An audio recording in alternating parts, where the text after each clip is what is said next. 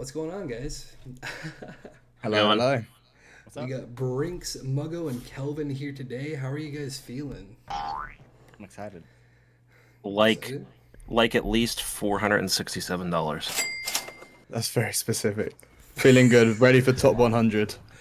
Yeah, it's the competition's really kind of nailing down a little bit. You can really tell that there's been a jump in quality with a lot of the creators that maybe didn't start off at their 100% peak, and they're starting to really tap in, dial in a little bit more, and I think everyone really wants this more than ever right now. I think the competition is as stiff as it's probably going to get throughout the rest of this competition right now. So we'll see where the rest takes us.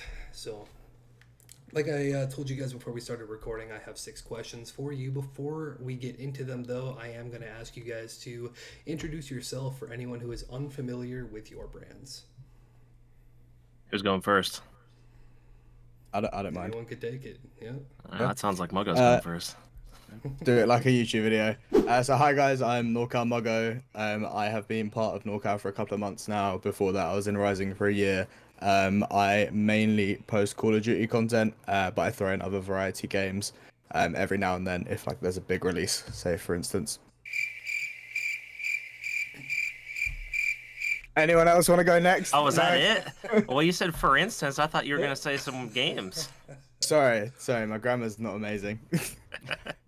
I'm Brinks. I am a Valorant YouTuber. That's my main focus is long form videos, but I've just started to really experiment with shorts recently, and I'm 24 years old, and I worked worked in a production studio as a video editor for a whole year.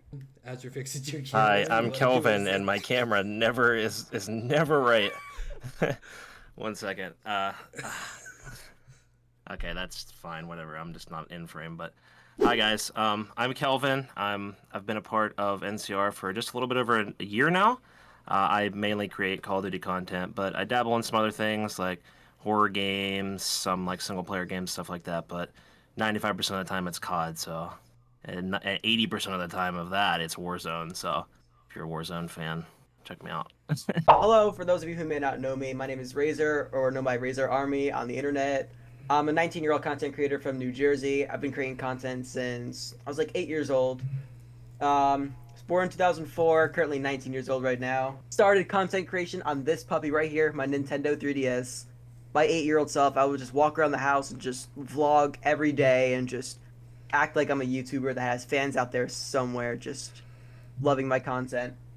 And knowing that where I've been today, it's honestly an honor to know the fact that I've been growing on my socials a lot lately, making a lot of new connections and friends in the community lately, and overall just excited to keep going as a creator and hopefully inspire the world. Now, in a few words, some of you guys covered it a little bit, but Muggo, I believe, if I'm not mistaken, you are the only remaining NorCal member in the recruits right now. Everyone else, I believe, is in the Rising family. In a few words, can you just tell me how you came to be in NorCal / Rising for all of you guys, and what your experience has been like with them so far? Yeah, sure. So I can't remember. I can't pinpoint the exact point, but I remember. I think it was. It might have been during phase one. I think I saw a lot of NorCal Rising and NorCal creators going for it. Obviously phase one finished. Obviously didn't make phase. And I was kind of in limbo. And I was, connecting with a load of different people on Twitter. I came across NorCal.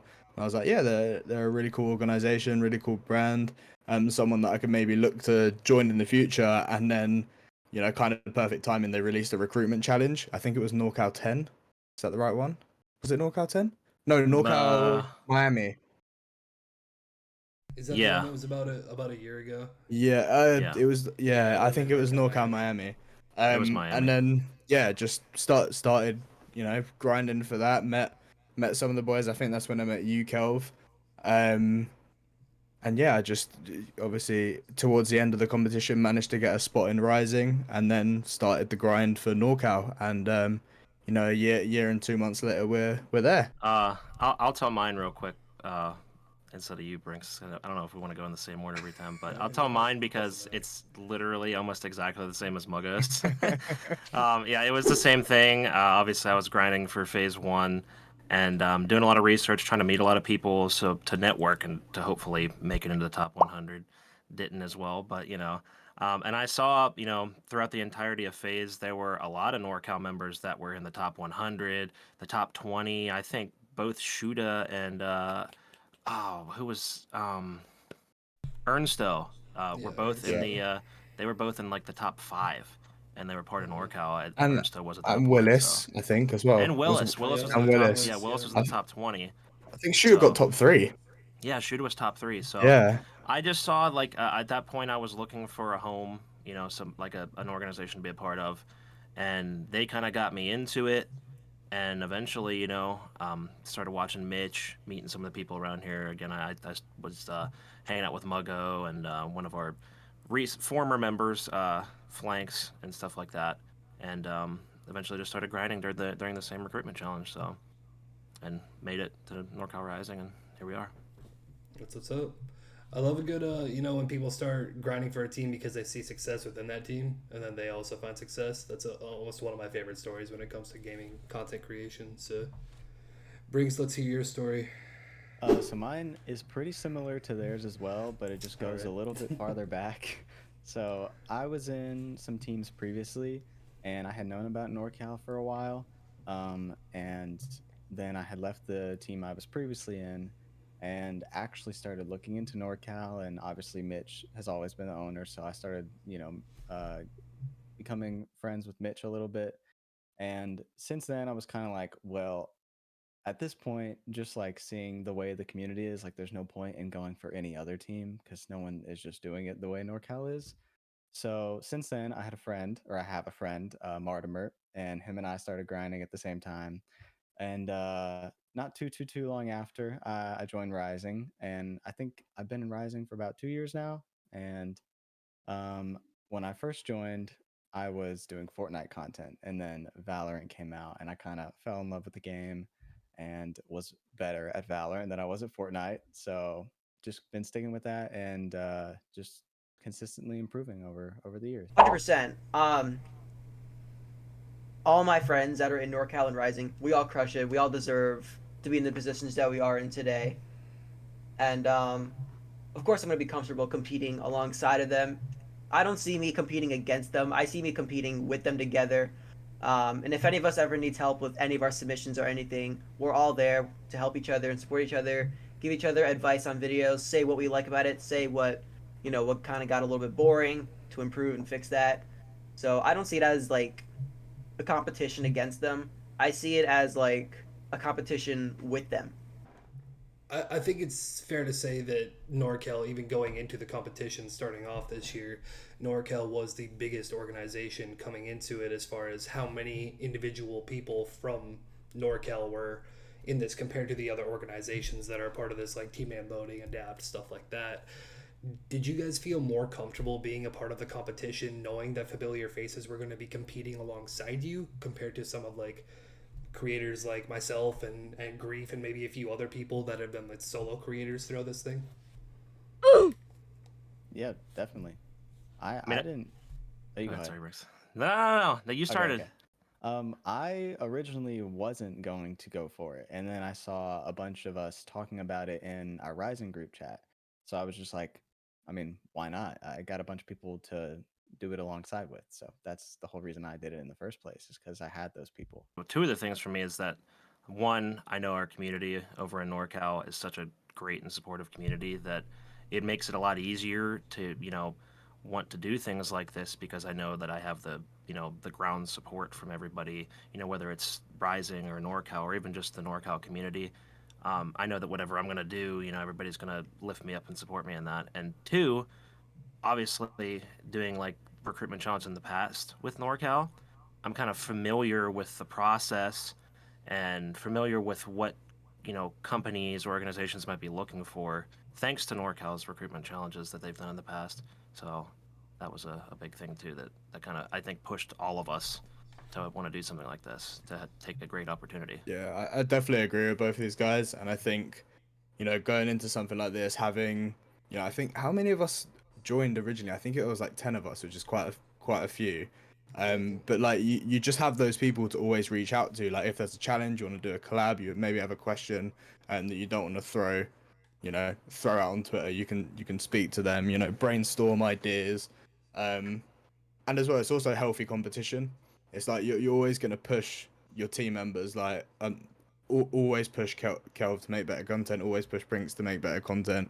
And they do the same to me. And I think at a recruitment challenge like that in the mix, we're all just going that extra mile. And obviously, it makes us look good and it makes NorCal look good. I wouldn't call it an advantage, I'll say, because to join like NorCal or Rising, you have to be consistent. You have to do what you love. You have to obviously put your life stuff first. Don't like work over hard on content and then you'll hit burnout and then that's just you're gone from there. I worked hard to join Rising first. It took me a whole year and 6 months to join Rising. It took me a long time. I kind of see it as working together with a bunch of friends, family, and just overall having the same goals that we all try to accomplish. NorCal is probably one of the best organizations that prepares you for your future when it comes to, partnering with brands and being a part of, if you get an opportunity for a larger team in the future or anything like that, Mitch is very, very good at making sure you are ready for anything that comes your way. So with you guys being on one of the most dominant content organizations in the game, period, is the heat starting to turn up for you guys as well, or are you still feeling pretty comfortable right now? Personally, I'm quite confident, but that's just because, like, you can ask any of these guys, I'll always back my content, even if people think it's terrible. I'm still gonna love it because at the end of the day, like, I'm not gonna make content and release content that I'm not proud of. And if you don't go on to win it, it's just a learning curve, isn't it? Like, that's the whole thing about content. If you make a video and it doesn't do well, it's fine. You improve it next time, or you learn from it and don't do it again. Yeah, I'm the same way. I'm really confident because it's to me it's you know what I've posted so far. It's only a taste of the ideas that I have and stuff like that for what I could be doing for this challenge. Because I'm just trying to save it a little bit for hopefully we make it farther. But I'm always going to be confident, the same way that Muggo said with my with my content. I'm always going to be confident with my content and think that what I post is what I want to post and what I think everybody else will enjoy. So, and sort of in the same vein, like if I don't make it, if I don't win, it's all right because we get up the next day, we look for another goal, and hopefully we don't have to do that. But I feel like as well with a challenge like this, like, I don't know how else to word this. This is gonna sound you kind of have to suss out like the competition. So it's like you're always gonna learn like, oh, actually that's really cool in their video. Maybe I can introduce that into my video. Yeah, And absolutely. even if you don't win, like you've got better. You've put yourself out there. You might meet a few new people in the community. Like Frosty, I didn't know you before this, but now I know you. Like awesome dude, and that's just the kind of thing that these recruitment challenges do, and they bring the gaming community together. And Absolutely. most of the time they bring the good out of people. And I think that is one of the positives about recruitment challenges. But yeah, I think you always just push yourself to the next level. It's really good. I am pretty confident in my content quality, but I have tried to push myself a little bit just to make sure that I can hopefully make it to the end of this thing. Because, like I said before, I do take some time on my long form videos because I like to make sure like they're gonna do the best they can possibly do. But I've been trying to not be as picky and also push myself to do consistent short form content because I know how important that is, especially nowadays. So just trying to do everything I can to make sure I can get to the top 5. Overall, I feel pretty comfortable about this. I enjoy the content I make, and that's really what's important. If you're not happy with the type of content that you make, you need to step it up a bit, make some changes to your content that you enjoy making. At the end of the day, I'm just a creator who enjoys the videos he makes. Sometimes I go watch my videos because I get a kick out of them. So, even if I don't make it to the top 100, top 50, 25, 10, 5, whatever it is, I'll know that I crushed it.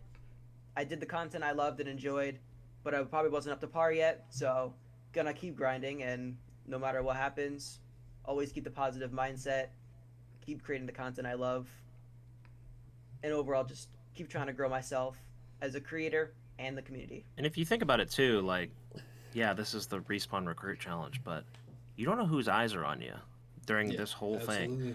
Other brands, organizations, other content creators that might want to work with you. So as long as you are getting your best content out there, it might not be at the right time, might not lead you to the win, but that's what one of the best things about this entire challenge is just the eyes that are on you. You know. Absolutely. Yeah, it was said in episode 3. It's going to be said next week in the partners episode by almost every single partner, you know.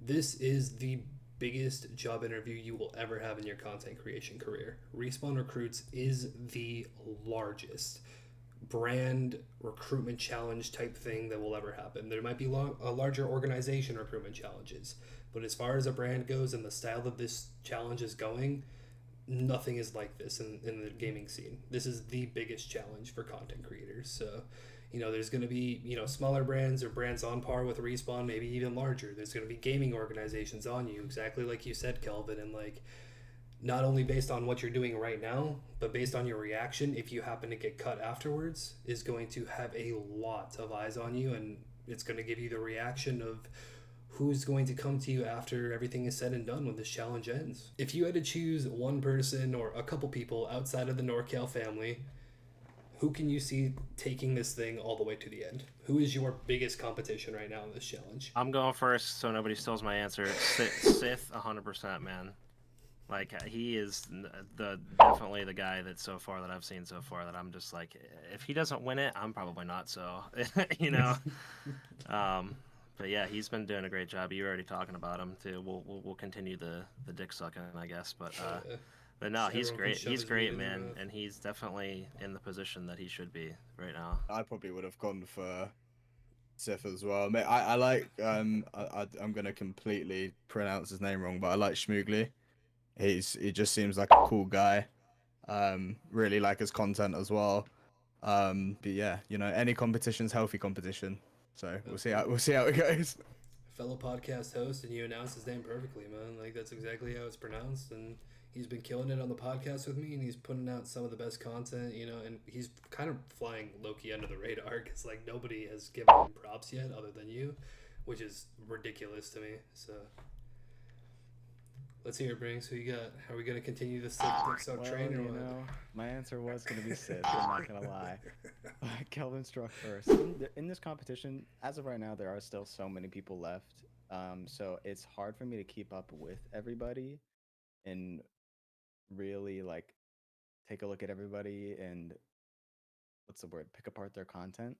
But you know, not just because you're in this call, but I've seen obviously with this podcast, like it's a very unique thing, and Shmoogly as well, because you guys are both involved with this podcast. I think it's a great idea. When I saw it, I was just like, that's genius. They're doing something right. So, and obviously the amount of support you guys show on Twitter just to the entire community of the Respawn recruits is just a great thing to see. Very refreshing. So I feel like Jimmy Flame really has a shot at making this. I mean, the way he just spreads love and just positivity to. I'm with him in a couple of group chats, and every day I just wake up and it's just a new positive message every single day.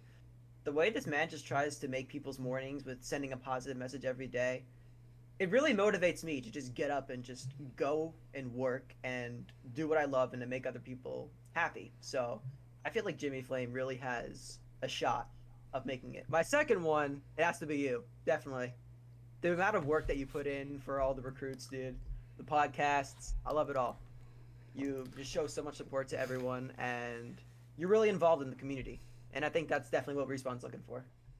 Yeah, we appreciate that. We definitely make that a priority for us. Is support always comes first, probably more than it should because it comes before my own content even, and that's shown as a result. I've posted one video in the past like 2 months, but it's fine. We move forward. So final question I have for you guys. You know, it's kind of a little outnumbered here with Brinks, and I feel bad because I wish we had more people here, but. You know, a few of you guys have found yourself becoming a part of the Heirs to the Chairs group that has formed with the Respawn recruits, formed very early on. And for those of the two of you that are a part of it, I was wondering if you would be willing to share how your experience has been with the air so far and Brinks what it kind of looks like from the outsider's point of view. I mean, for me personally, it's been great. I mean, it was nice that like we've been talking about how the whole respawn community have kind of come together and we've all met each other and we now like kind of know who each other are and we'll support each other and stuff like that. But when it came to the errors, it's like, well, now we're all like actually friends. So just from a general perspective of it, it's like, well, even after this is over, like now that little tight knit group of friends that have been talking and bouncing ideas off of each other, well, now we're all here when respawn's over, when airs the triggers is over, we're still that. So it's like, it's been a great experience before, and I think if there's anybody that isn't in airs and then you still are in that top 150, I would definitely reach out to us or maybe some of the other creators that you can kind of form yourself a little group, or kind of like tag along with us. So again, when this is all over, that we're still connected, we're still friends and stuff like that. So Yeah, I think as well, it kind of all goes back to us coming into the competition as part of the NorCal family. We've made another sort of mini family as part of, I think it was the original top 300, if I'm correct.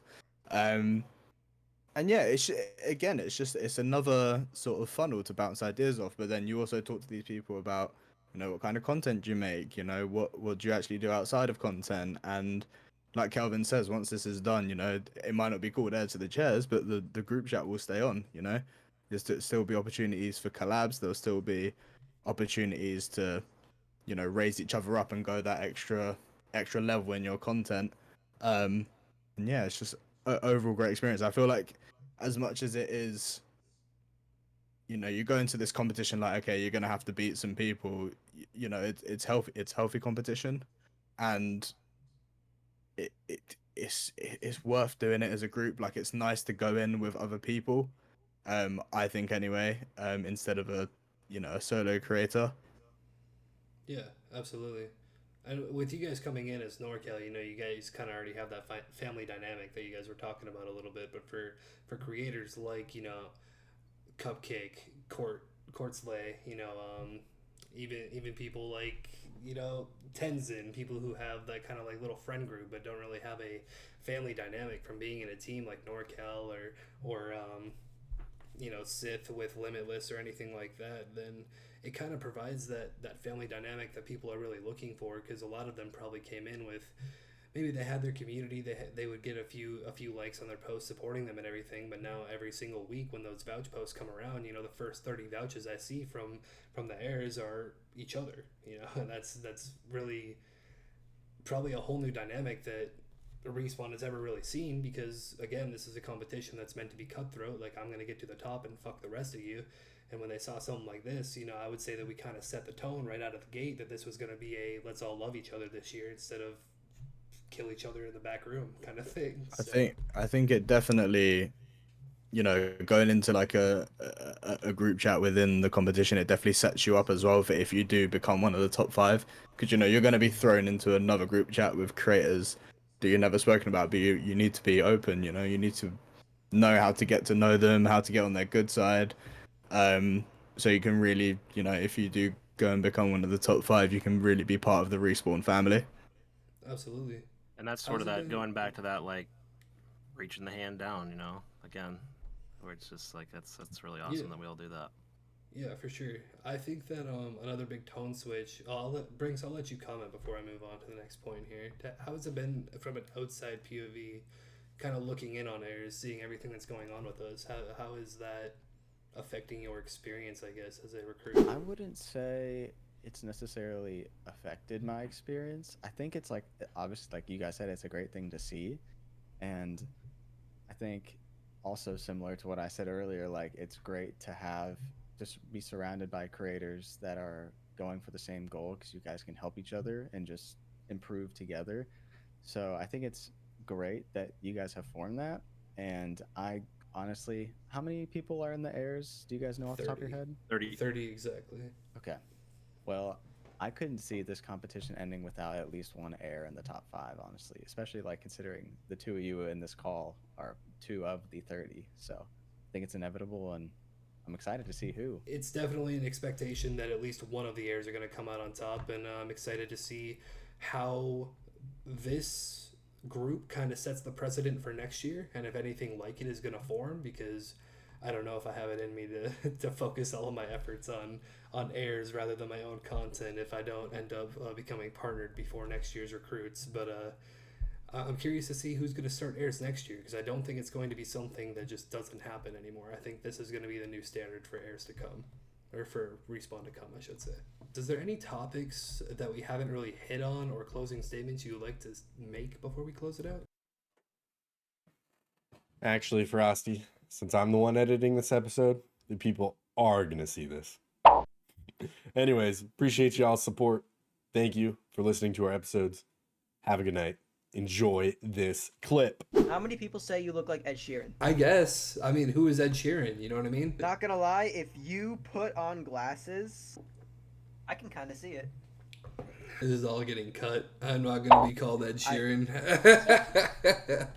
You don't have to cut that, dude. Come on. I want to see the comments flood. Holy shit, he does. That's crazy, because they probably would too.